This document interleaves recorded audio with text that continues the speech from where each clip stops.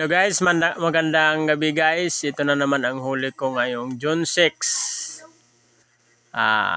Mamaya-maya guys, ipakita natin yung overall na binta nito guys.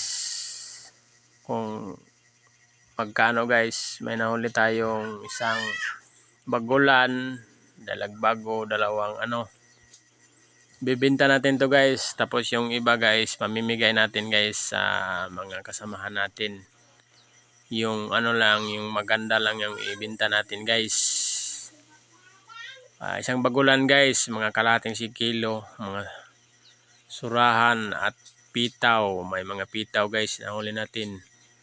Malaking guys, mga danggit. At may bugalbog guys, na huli natin na bugalbog. Sari-sari na yan guys. So pangalawang araw ko guys na pangalawang gabi ko na sisid.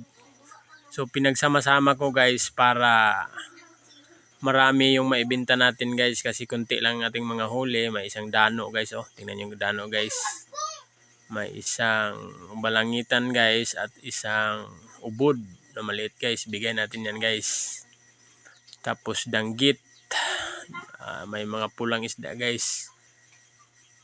Bagtik sa Bisaya, pulahan sa Bisaya guys. May isang hito.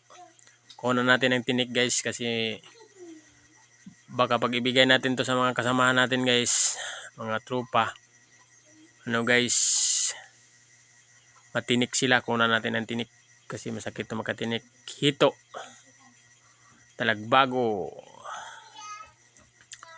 So maya guys, abangan natin yung sana guys, kung gusto nyo makita yung nito guys, sana guys may sa ilalim ng dagat guys, sana may mag sponsor ng camera natin sa ilalim ng dagat guys, para makita yung paghuhuli nito guys. So nakaano lang ako niyan guys. So ito na ang huli guys, yung budas guys, nagkahalaga ng 230 yung 184. Mulmol kasi yung bugalbog dito guys, 150 ang kilo. 105.7 Musi 0.9, 100 ang kilo, 90 pesos.